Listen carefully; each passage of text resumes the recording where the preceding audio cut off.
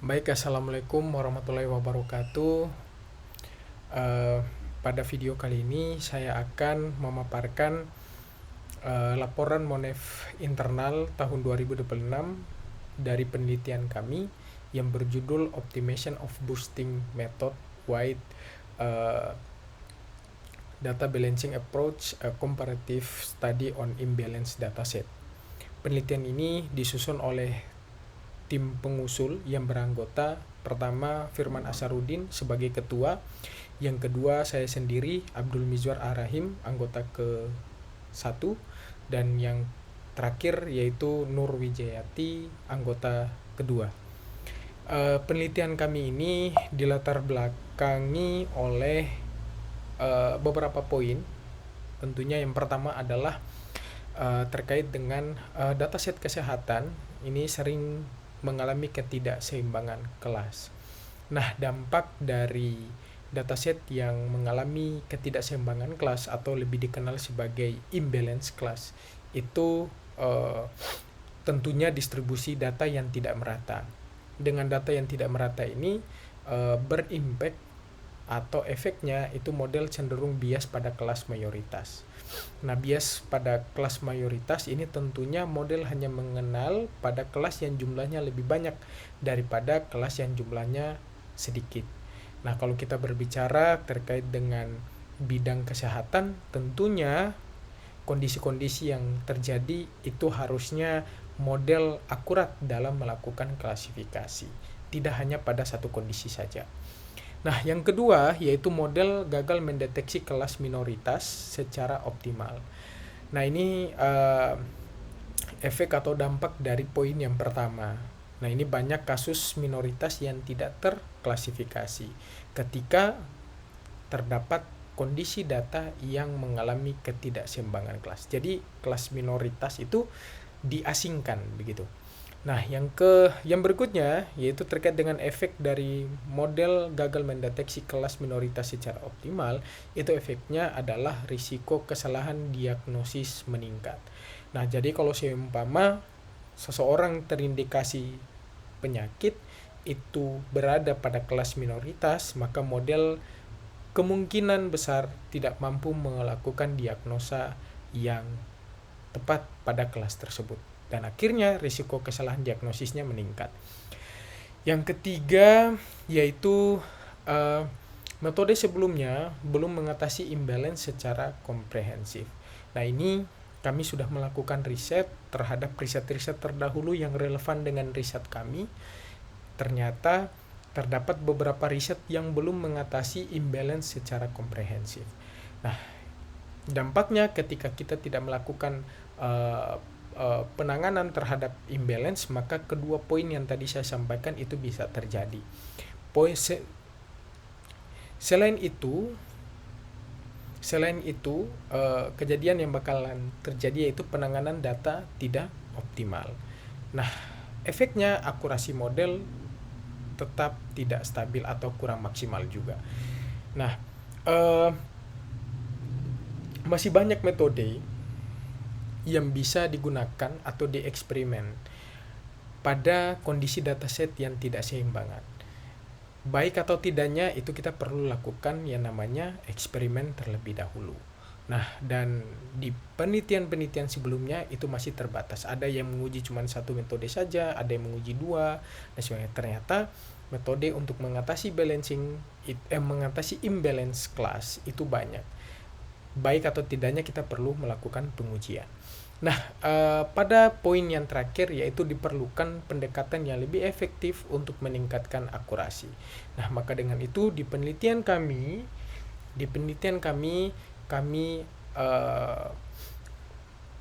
menerapkan beberapa metode agar kami mengetahui mana metode yang paling tepat disandingkan dengan model-model machine learning yang kami gunakan. Mana yang paling tepat berarti kita nilai sebagai itu yang paling akurasinya yang paling baik. Nah, dampak daripada poin kelima ini adalah kita bisa mengetahui kebutuhan metode yang paling baik. Nah, kegunaan atau kombinasi yang paling tepat itu yang mana? Efeknya mendorong pengembangan model itu lebih rebus atau lebih meningkat.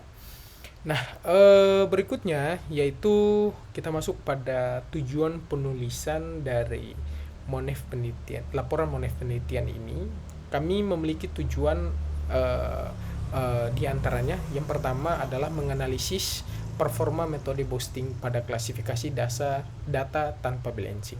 Nah, tujuan penulisan ini kami ingin mengetahui apakah dengan data yang tidak seimbang lalu kita tidak menggunakan metode boosting yang menjadi metode pilihan penelitian kami ini itu baik atau tidak. Yang kedua, kami melakukan evaluasi efektivitas dari teknik balancing yang kita pilih. Dan yang ketiga, mengkaji pengaruh preprocessing data yang menjadi tambahan implementasi dalam penelitian ini. Yang menjadi tambahan implementasi dari penelitian ini pada teknik preprocessing yaitu normalisasi data dan juga fitur seleksi. Dan yang keempat adalah mengoptimalkan model untuk meningkatkan akurasi klasifikasi. Tentunya tujuan yang paling utama di dalam penelitian ini adalah kita menginginkan untuk terjadinya peningkatan akurasi klasifikasi. Karena dengan akurasi kita dapat mengetahui model itu tepatnya pada semua kondisi yang ada di dalam dataset. Baik dia benar pada kondisi prediksi data yang terindikasi dan benar pada kondisi data yang tidak terindikasi. Nah, ini ada beberapa poin kebaharuan penelitian, dan di slide ini kami memaparkan perbandingan penelitian sebelumnya dan dampaknya apa, dan penelitian yang kami lakukan yang dimana kami nilai menutupi kelemahan atau kekurangan atau keterbatasan dari penelitian sebelumnya. Nah, yang pertama, penelitian sebelumnya ini melakukan implementasi hanya pada 3 metode saja, yaitu random forest, support vector machine, dan juga CNN. Nah, dampaknya performa model itu belum optimal. Tentunya di sini yang dimaksud pada poin pertama adalah hanya menggunakan metode klasifikasi tanpa menerapkan atau mengkombinasikan atau melakukan hybrid terhadap metode-metode balancing data yang sudah ada. Nah, kalau di dalam penelitian kami, perbandingannya kami mengajukan metode boosting, di mana ini adalah kebaruan, bukan kebaruan, tapi maksudnya metode terbaru dari boosting, yaitu metode terbaru machine learning yang disebut sebagai ensemble learning. Yang kami pilih adalah XGBoost, AdaBoost, dan juga LightGBM. Nah, ini solusinya adalah meningkatkan performa model secara komprehensif. Berikutnya adalah penerapan data balancing yang masih terbatas. Nah, ini sudah pernah dilakukan ya pada penelitian yang dilakukan oleh Wu and Fang pada tahun 2020. Nah, pada penelitian yang dilakukan oleh Wu and Fang ini hanya menerapkan 2 metode balancing. Nah, tentunya dengan keterbatasan seperti ini, kita belum tahu apakah kondisi datanya itu bisa baik dengan metode-metode yang lain atau tidak. Maka dengan itu, pada penelitian kami menerapkan metode tambahan, yaitu AdaSyn yang menjadi updatean dari metode smooth dan juga RUS yang dimana belum diimplementasikan atau belum diketahui oleh penelitian sebelumnya yang relevan dengan penelitian kami. Berikutnya, penelitian sebelumnya juga belum mempertimbangkan teknik preprocessing lainnya, sedangkan di dalam penelitian kami melakukan teknik preprocessing yang advance atau yang lebih detail, yaitu terkait dengan normalisasi data dan juga fitur seleksi. Tentunya kami memiliki alasan dalam pemilihan kedua teknik ini karena kami sudah melihat kondisi dataset dan itu memang fiturnya banyak. Kami ingin mengetahui apakah fitur yang ada di dalam data tersebut itu memang benar-benar signifikan untuk melakukan prediksi atau tidak, apakah tepat atau tidak, apakah punya hubungan atau tidak. Maka dengan itu kami perlu fitur seleksi. Dan normalisasi ini, kalau kita melakukan analisa machine learning, tentunya datanya itu kita perlu melakukan preprocessing yang namanya konversi Laber encoder atau one hot encoder. Tentunya kita harus mengubah datanya dalam bentuk numerikal. Kalau kita mengubah datanya menjadi numerikal, berarti skala datanya itu terjadi sangat jauh. Maka dengan itu kami memerlukan yang namanya normalisasi data agar skala datanya itu seimbang. Kalau seimbang, itu sudah beberapa penelitian mengemukakan bahwa tidak dapat membingungkan model dalam melakukan klasifikasi. Dan yang terakhir, tidak mengeksplorasi kombinasi metode secara menyeluruh. Dampaknya potensi peningkatan akurasi tidak tercapai. Nah, di dalam penelitian-penelitian sebelumnya kebanyakan belum melakukan kombinasi antara teknik preprocessing yang tepat, kombinasi metode balancing yang tepat, dan juga pemilihan metode-metode yang terbaru dalam melakukan analisa atau riset terhadap kondisi data tersebut. Nah, di dalam penelitian kami, sebelum kami melakukan atau memilih judulnya seperti ini, maka kami melakukan eksperimen secara komprehensif dulu, lalu agar kami menemukan kombinasi yang terbaik. Sehingga kami memiliki alasan, memiliki konsep untuk menghasilkan akurasi yang tinggi, di mana lebih baik daripada penelitian yang dilakukan sebelumnya.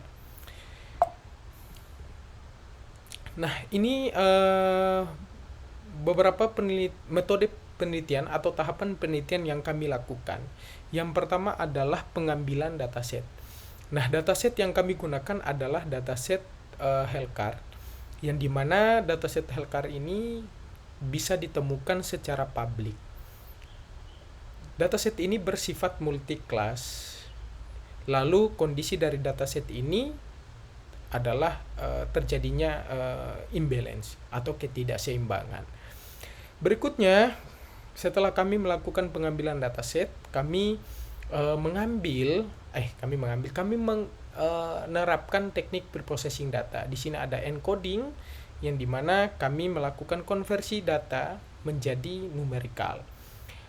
Berikutnya adalah fitur selection dan juga normalisasi data. Berikutnya kami mengimplementasikan data balancing. Di sini ada smooth, ada ROS, ada ADASYN, dan juga ada ROS.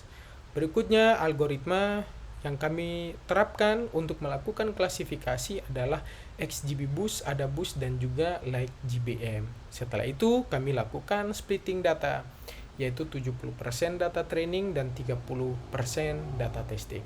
Setelah itu kami melakukan evaluasi untuk mengetahui akurasi, yang dimana akurasi itu bisa dihasilkan oleh metode atau teknik evaluasi dari confusion metric. Nah, tahapannya setelah evaluasi kami melakukan pengkondisian, pengecekan. Apabila akurasi yang kita dapatkan itu kurang dari riset sebelumnya, maka kita kembali ke proses klasifikasi. Kita setting parameter, lalu kita setting parameter, kita jalankan lagi apakah baik atau tidak. Jika baik, langsung kita dapat lanjutkan ke tahapan selanjutnya, yaitu pengambilan kesimpulan. Kalau memang belum, berarti kita balik lagi, seperti itu. Selanjutnya ini ada beberapa lampiran hasil utama dari penelitian kami. Nah, hasil dari penelitian kami ini saya masukkan versi tabelnya saja. Untuk hasil keseluruhannya bisa lihat di publikasi yang telah kami lakukan sebelumnya, dan dan sekarang lagi dalam tahapan review pada jurnal Sinta 2. Nah, hasil yang kami temukan di sini adalah data imbalance menurunkan akurasi model secara signifikan. Nah, kalau Bapak Ibu bisa lihat di sini ada beberapa metode yang kami implementasikan. Ada XGBoost, ada AdaBoost, dan juga ada LikeGBM. XGBoost ini apakah menggunakan metode atau di hybrid atau dikombinasikan dengan metode balancing? Ini tidak. Dan tentunya Bapak Ibu bisa lihat atau teman-teman di sini bisa lihat bahwa akurasi dapat menghasilkan yang paling tinggi di sini 60%. Berbeda dengan akurasi metode ensemble learning yang dikombinasikan. Dengan smooth ini 90 udah jauh banget dengan XGBoost tanpa metode balancing. Begitu juga dengan metode-metode lainnya.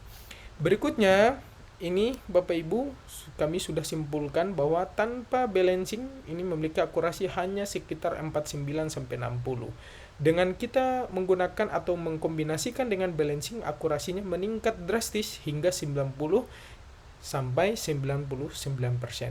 Nah, tentunya di sini kombinasi yang terbaik Bapak Ibu bisa lihat dengan tabel keseluruhan eksperimen ini. Kombinasi yang terbaik adalah XGBoost dengan ROS atau random oversampling yang memiliki akurasi 99%. LikeGBM tanpa balancing menghasilkan performa yang paling rendah. Oke, kita next. Nah, ini adalah capaian atau luaran penelitian kami. Nah, kami sudah capaian luaran penelitian kami yang dituliskan di dalam proposal. Tentunya kami ingin artikel atau riset kami ini di submit ya pada jurnal terindeks Sinta dengan level Sinta 2. Dan sekarang kami sudah melakukan submission, artikelnya sudah selesai disusun, proses eksperimen atau riset sudah selesai. Kami telah melakukan submission dan status submission saat ini adalah masih submit. Luaran ini adalah bukti kami telah melakukan submission di Jurnal Nasional Pendidikan Teknik Informatika atau lebih dikenal sebagai Jurnal Janapati. Nah, ini adalah aktivitas-aktivitas penelitian yang kami lakukan. Di sini kami melakukan eksperimen-eksperimen untuk menguji metode apakah baik pada kondisi dataset healthcare dengan konsep-konsep yang telah kita bangun sebelumnya. Nah, mungkin itu saja yang dapat saya paparkan. Kurang lebihnya saya mohon maaf. Saya tutup. Assalamualaikum warahmatullahi wabarakatuh.